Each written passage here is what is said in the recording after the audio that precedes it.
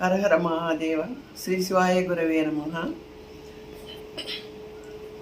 బాలయోగి భగవాన్ ఈశ్వర్ మహాదేవ్ పరశివ శిఖర ఈశ్వర క్షేత్ర మహాపీఠాధిపతి అయిన మా భగవాన్ ఈశ్వర్ మహాదేవ్ గారి గురువులో ఆజ్ఞతో నేను ఈ రోజున మీకు ఒక సంగతి చెప్పాలని అనుకుంటున్నాను. అదేమిటంటే, మీకు అందరికీ ఇదివరకు నేను చెప్పి ఉన్నాను. మన నారాయణ ఈశ్వర్ గారు అమితమైన భక్తితో ఆయనకి కలలో కనిపించిన మన బాలయోగి ఈశ్వర్ భగవాన్ గారిని చూడాలన్న కుతూహలంతో విపరీతమైన వాన వర్షంతో ఆయన గొంతు వరకు నీళ్ళు వచ్చి ఊపిరాడక ప్రాణం పోయే స్థితిలో కూడా దాటిపోయి ఆ మహానుభావుని దర్శించుకున్నట్టు మీకు జరిగింది చెప్పాను. ఆ మహానుభావులు ఈయన్ని ఆశీర్వదించి మొదటి శిష్యుడిగా అనుగ్రహించి ఆయన సిద్ధిని ఈయన నెత్తి మీద పెట్టి ఆశీర్వదించి ఆయన సిద్ధిని ఈయనకి ఇచ్చారని మీకు ఇదివరకు నేను చెప్పాను. మీకు తెలిసే ఉండొచ్చు. దాని గురించి మీకు ఇంకొక విషయం చెప్పాలని నేను అనుకుంటున్నాను. అదేమిటంటే, శ్రీ రామాంజనేయ నారాయణ ఈశ్వర గారు ఆయన అనన్య భక్తి గురించి మీకు సందర్భం చెప్పాలని నాకు చాలా మీకందరికీ తెలియాలని నేను చాలా కుతూహలంగా చెప్తున్నాను. ఇదంతా నిజంగా జరిగిన మహత్యం అన్నమాట. కళ్ళ ముందు జరిగిన మహత్యం. ఈయన రోజు ఆయన గారి ఆశీర్వచనం వలన, ఈయన సిద్ధయోగి పొందినందువలన ఈయన రోజు ధ్యానంలోకి వెళ్తూ ఉంటారు. ఓ రోజు ఈయన కూర్చొని ధ్యానం చేస్తున్నప్పుడు ఆ భగవాను ఈయనకి కనిపించి, నాయనా నీ దగ్గరికి రా, నీవు ఇంకా సిద్ధత్వం పొంది నీవు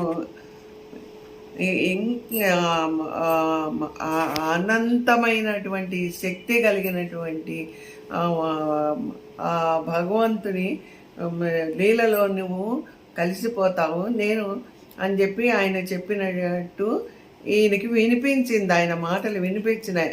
యోగ సిద్ధిలో ఉన్నప్పుడు, నీ యోగ సిద్ధి ఇంకా వృద్ధి పొందాలి, నా దగ్గరికి రమ్మని చెప్పగానే వెంటనే ఈయనకి మెళుకు వచ్చి ఉన్నవారు ఉన్నట్టుగానే ఆ స్వామివారిని చూడాలని బయలుదేరి ఆయన సారంగపూరు వెళ్తున్నారు.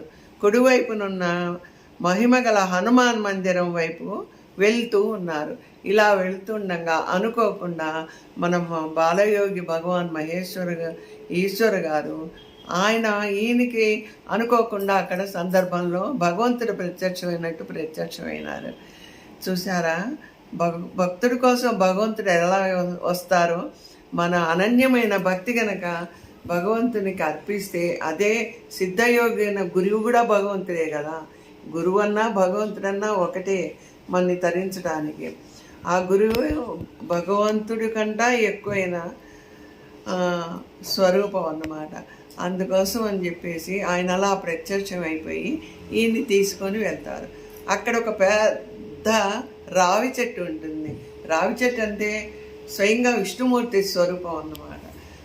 వీరు వెళ్ళి అక్కడ కూర్చొని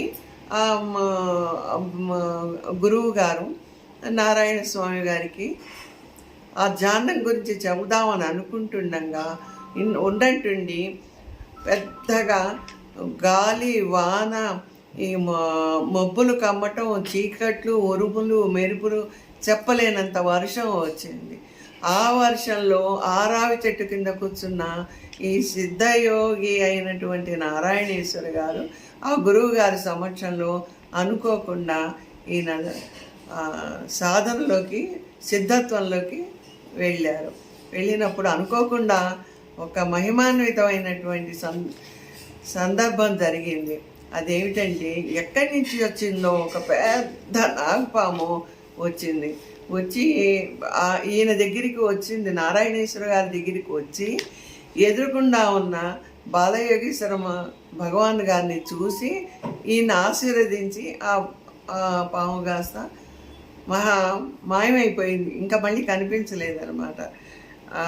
చూసారా, మనకి ఇంతలోకి ఏమైందంటే, వెంటనే ఆ మహానుభావులు ఆ గురువు గారి దయ వల్ల అప్పటిదాకా కురిసిన చిమ్మ చీకటి ఎండ కారుమప్పులు అన్నీ పోయి మళ్ళీ యథాప్రకారంగా ఎండ వచ్చింది. అప్పుడు కానీ ఈయన బాలయోగేశ్వరు మహానుభావులు గారు, నాయన నువ్వు జాన్న స్థితిలో అలా ఉండిపోయినావని ఆయన తట్టి మేలుకొలుపుతారనమాట. డైరెక్టర్ సాబ్ ఉటో ఉటో అని చెప్పి ఈయన కలిపితే కానీ ఈయనకు అసలు ఆ సంగతి కానీ జరిగిన దృష్టాంతరం కానీ గురువుగారు చెప్తే కానీ తెలియలేదు. అంతటి వాన అదంతా మాయమైపోయి మళ్ళీ యథాప్రకారం ఎండ వచ్చింది. ఇదంతా ఆయన సిద్ధత్వంలో అసలు కనిపెట్టలేదు. అంటే అంత సిద్ధత్వం పొందినారు గనుకని ఈయన సంగతి తెలిసి పరశివ క్షేత్రం ఈశ్వరు బాలయోగి భగవాన్ గారు ఈయన ప్రథమ శిష్యుడిగా అందుకనే చేసుకున్నారు. కనుక మనం అందరం ఈయన మామూలుగా మనలో తిరుగుతూ కబుర్లు చెబుతున్నారు, మామూలు మనిషి అనుకుంటున్నాం. అలా కాదు, మీరు మనసుతో పెట్టి భక్తితో పెట్టి చూడండి. ఆ భగవాన్ మన గురువు గారి ఎంతో ఈయన కూడా అదే స్థితిలో ఉన్నారు. అదంతా మనం తెలుసుకొని అందాక ప్రతిరోజు వెళ్ళి మనం ఆయన్ని దర్శించుకోలేం కనుక ఆయనే ఈయనలో ఉన్నారు కనుక మనం ఈయనని దర్శించుకుంటూ ఈయన చేసే సేవలు లోక కళ్యాణం కోసం ఈయన చెప్పేవన్నీను మనం అందరం అనుకరిస్తూ ఆయన మాట ప్రకారం నడుచుకుంటే ఇదే గురుదక్షిణ. అంటే మనం ఇచ్చేది బాలయోగేశ్వర భగవాన్ గారికి ఇచ్చే గురుదక్షిణ ఆయన ప్రథమ శిష్యుని గౌరవించి భక్తి ప్రపత్తులతో ఉండటమే మన యొక్క బాధ్యత. కనుక భక్తులారా, మీరందరూ ఇది తప్పకుండా తెలుసుకోండి. మీ మనస్సుకు తెలుస్తుంది. అంత అనన్యమైన భక్తి ఉంటే కానీ మనకు భగవంతుడు కానీ గురువు గారి మహత్యం కానీ మనం గ్రహించలేము. గ్రహించి కూడా కొంతమంది మూఢులు అజ్ఞానంలో పడుతూ ఉంటారు. అలాంటి అజ్ఞానం మనకు వద్దు. మన జ్ఞానంలోనే ఉందాం, మనం జ్ఞానాన్నే చూద్దాం ఎంతసేపటికిను. అందుకని నేను అనన్య భక్తితో నేను మీకు అందరికీ విన్నవించుకుంటున్నాను. మీరందరూ కూడా ఆ గురువు గారి సమక్షంలో ఆయురారోగ్య ఐశ్వర్యాలతో సుఖంగా ఉండాలని కోరుకుంటున్నాను. మనకి ఈ అవకాశం ఎందుకు వచ్చింది? ఆ మహానుభావుల కరుణ వల్లనే వచ్చింది మనకి. అందుకని పరశివ శిఖర ఈశ్వర క్షేత్రం బాలయోగి భగవాన్ గారి అనుగ్రహ కటాక్షాలతో నేను ఈ రోజున చెప్తున్నాను.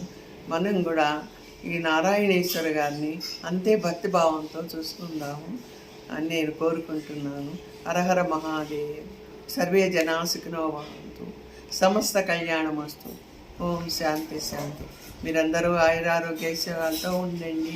ఇంతకన్నా కోరుకునేది ఏముంది? లోక కళ్యాణం కోసమే కదా వారు మనకి భూమి మీద అవతరించింది. ఇలాంటి మహానుభావులు మన ఎదురుకుండా ఉన్నా కూడా మనం గుర్తించలేకపోతున్నాం. కృష్ణ పరమాత్మ ఎదురుకుండా ఉన్నా కూడా భగవంతుడని ఎవరైనా కనిపెట్టారా? కనిపెట్టలేదు కదా. అలాగే మనం ఆ భగవంతుడి దృష్టిలో చూసి భగవంతుడిని చూసుకుని మనం తరించుదాము. ఓం శాంతి శాంతి శాంతి.